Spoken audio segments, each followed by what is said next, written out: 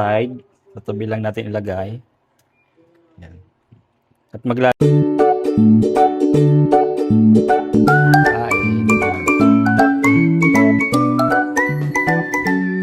sarap ng feeling. Ano ito? Hello mga kapapa, kumusta kayo? And welcome back ulit sa aking YouTube channel. Ayan, so magluluto ulit tayo ng ulam para ngayon sa tanghalian. Ayan, may naisip na ba kayong uulamin? Abay, kung wala pa, tara samahan niyo ako sa pagluluto. Okay? Magkakape muna ako. Ayan. So, ang lulutuin ko ngayon is isda. Gusto ko magsabaw. Gusto ko sana kanina magnilagang baboy. Kasi iniisip ko, pas muna sa baboy-baboy, okay? So ito, anong tawag dito sa isda ito? Malapantok. Nakalimutan ko yung tawag. Pero masarap tong sabawan. Ayan. So bumili ako ng 4 na piraso kasi solo lang naman ako dito. Tapos hatian ko, bibigyan ko si Papa ng dalawa. Tig-dalawa kami, okay? Ayan, may isda kami dito. May isda ako dito. Ayan. Tapos ito yung ating mga sangkap. Ayan. Bawang sibuyas, luya, tapos 2 kamatis. Ayan. Siyempre, mayroon ako ditong pechay. Bumili ako ng pechay. Isang tali lang yung binili ko kasi ito lang yung nakita kong fresh. Nakakatamad kasi maglagay ng gulay. Pag yung pechay na nilagay mo ay lantutay na. Yung parang wala nang buhay. Nakakatamad na yung ganun. Ayan. Siyempre, bumili ako ng okra. Ayan. Bumili ako ng okra. 5 piraso. Tapos may pang-asim tayo dito. Okay? Ayan. So, dahil kumukulo na yung tubig, ayan. Ilagay na natin tong mga sangkap. So, ilagay na natin tong kamatis. Yan. Bawang at luya, sibuyas. Yan. Pakuluan muna natin siya ng mabuti. Bago yan, maglalagay muna tayo ng asin. Yan, maglalagay ako ng asin. Mag-add pa pala ako dito ng konting tubig. Yan. Hintayin lang natin maluto yung kamatis, magbalat-balat. Cover natin. Ayan. Malambot na yung ating kamatis. O yan, lambot na, Yan, dudurugin lang natin to. Wow. Yan,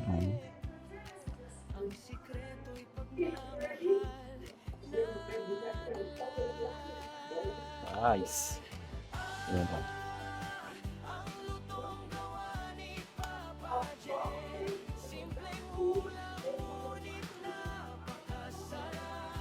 Saka ilagay na natin yung isda. Yan. Ilagay na natin yan. Ayan, malapanto. Malapanto yung tawag dito. Naalala ko lang. Malapanto. Ayan.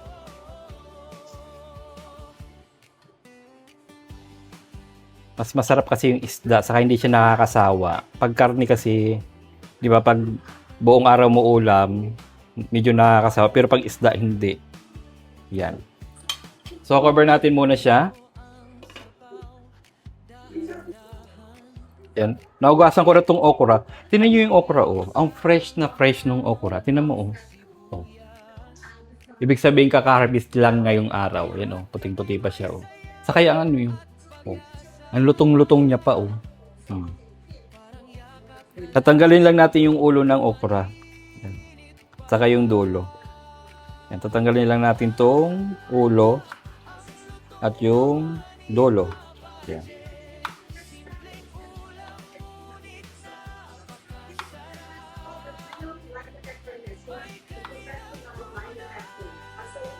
Okay, ayan. So, antayin lang muna natin maluto yung isda bago natin ilagay yung mga gulay. So, ilalagay ko na pala tong okra kasi mabilis palang maluto yung okra. Saka tong pangpaasim natin, ilalagay ko na siya. Ilalagay ko na yung okra at medyo matagal maluto tong okra, diba? Matigas. Yan.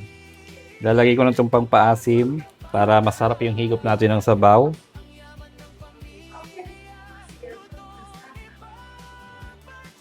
Tapusin na natin yan para masarap yung lasa. Ang bango na. Nakakaano din talaga yan. Nakakadagdag din talaga ng bango yung okra pag naglalagay ka sa sa may sabaw. Ang bango. Cover muna natin ulit. Ayan. Luto na yung ating isda at yung okra. Lagyan muna natin tong pechay. Ayan.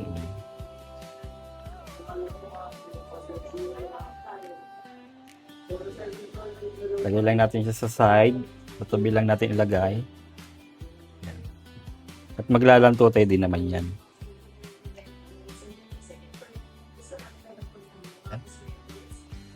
Ayan. Sarap nitong pechay na to. Oh. Lutong. Ayan. So, lubog lang natin siya para maglanto tayo siya. Diba?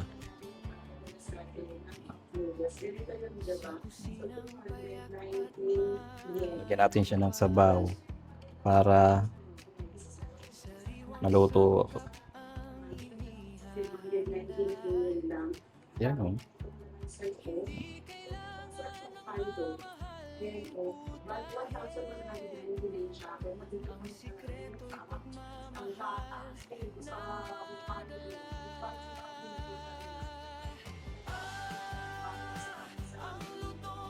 Ayan o, di ba? Mapaparami na naman yung kain mo nito. Ayan o. Mapapa-extra rice ka talaga. Ayan na. Tikman muna natin to. Ayan.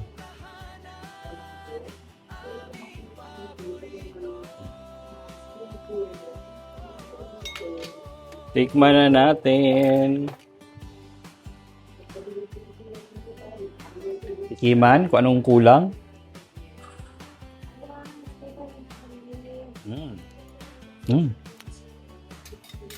Mag-a-add na lang ako dito ng okay na yung asim niya. Maglalagay ako dito ng betchin. Kaunti lang.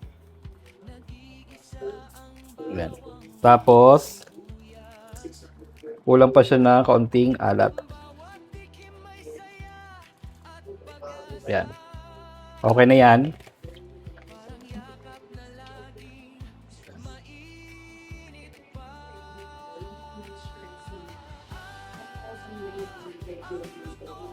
Okay na to. At kakain na tayo. Hindi pa luto yung sinaing ko. Ayan. Patayin natin yung apoy. Para hindi na masyado maluto yung pechay. Mas masarap yung may lutong pa yung tangkay niya. Ayan. Kakain na. Bibigay na ako kay Papa. At maagang nakain yun. Okay na yan.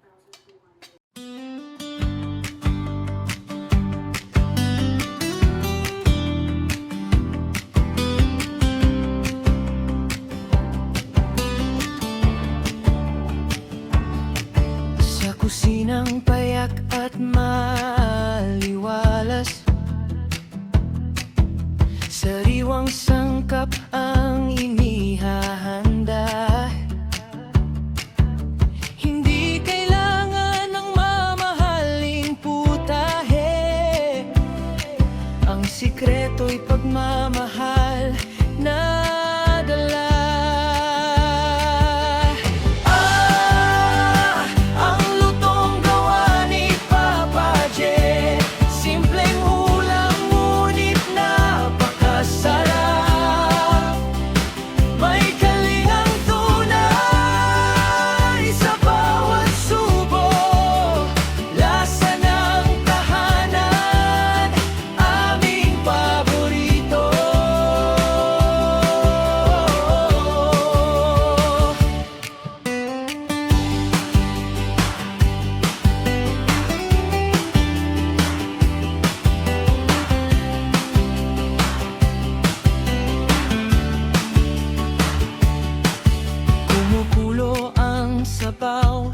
Dahan-dahan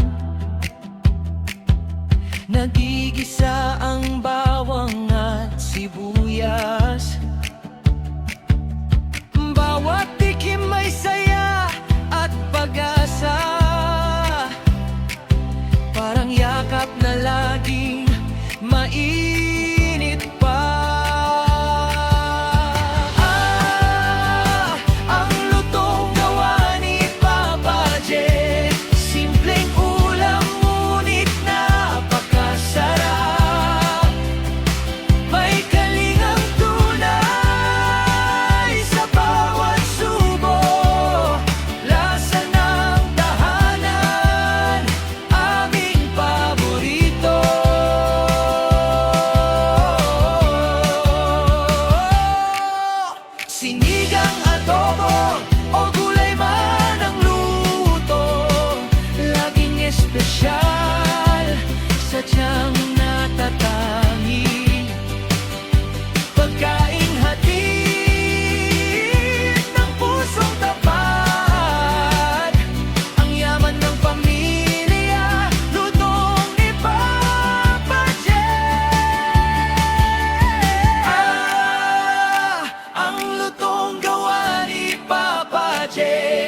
Simpleng ulam ngunit napakasarap. May kalingang